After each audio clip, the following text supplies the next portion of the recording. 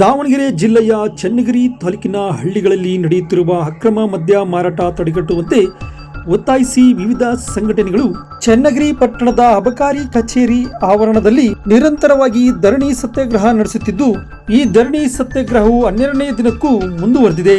ಇತ್ತೀಚಿನ ದಿನಗಳಲ್ಲಿ ಪ್ರತಿಯೊಂದು ಹಳ್ಳಿಗಳಲ್ಲೂ ಅಕ್ರಮ ಮದ್ಯ ಮಾರಾಟ ನಡೆದಿದೆ. ಹಳ್ಳಿಯ ಜನರು ಕುಡಿತದ ಚಟಕ್ಕೆ ಬಿದ್ದು ಕೂಲಿ ನಾಲಿ ಮಾಡಿ ಬಂದ ಹಣವನ್ನು ಕುಡಿತಕ್ಕೆ ಹಾಳು ಮಾಡುತ್ತಿದ್ದಾರೆ. ಹಳ್ಳಿಗಳಲ್ಲಿ ಸುಲಭವಾಗಿ ಸಿಗುತ್ತಿರುವ ಮದ್ಯದಿಂದಾಗಿ ಮನೆಗಳಲ್ಲಿ ತಂದೆ ಅಣ್ಣಂದಿರು ಬಹುಬೇಗ ಮದ್ಯಪಾನದ ಚಟಕ್ಕೆ ಬಿದ್ದು ಮನೆಗಳಲ್ಲಿ ಮಕ್ಕಳನ್ನು ಓದಿಸಲು ಹಣ ಇಲ್ಲದೆ ತೊಂದರೆ ಅನುಭವಿಸುವಂತಾಗಿದೆ.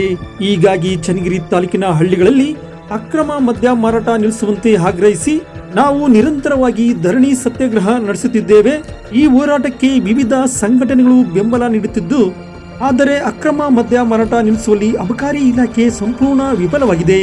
ಕೂಡಲೇ ದಾವಣಗೆರೆಯ ಜಿಲ್ಲಾ ಅಧಿಕಾರಿಗಳು ಹಾಗೂ ಜಿಲ್ಲಾ ಪೊಲೀಸ್ ವರಿಷ್ಠಾಧಿಕಾರಿಗಳು ಧರಣಿ ನಡೆಯುತ್ತಿರುವ ಸ್ಥಳಕ್ಕೆ ಬಂದು ಸಮಸ್ಯೆ ಪರಿಹರಿಸದಿದ್ದರೆ ಉಪವಾಸ ಸತ್ಯಾಗ್ರಹ ಕೈಗೊಳ್ಳುತ್ತೇವೆ ಎಂದು ಸಾಮಾಜಿಕ ಹೋರಾಟಗಾರ ಬಸವಪುರ ರಂಗನಾಥ್ ಎಚ್ಚರಿಕೆ ನೀಡಿದ್ದಾರೆ.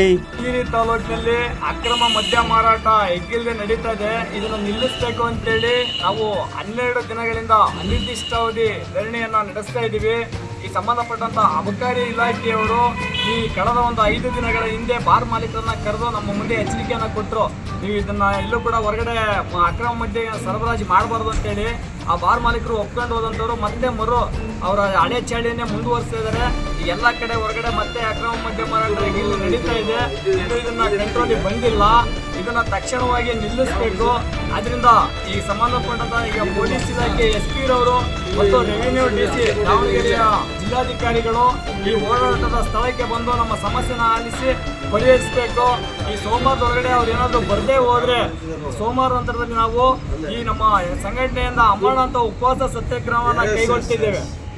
ಅಕ್ರಮ ಮದ್ಯ ಮಾರಾಟ ನಿಲ್ಲಲೇಬೇಕು. ಅಕ್ರಮ ಮದ್ಯ ಮಾರಾಟ ನಿಲ್ಲಲೇಬೇಕು. ಕುಡಿತಕ್ಕೆ ಬಲಿಯಾಗುತ್ತಿರುವವರ ಜೀವ ಉಳಿಸಿ.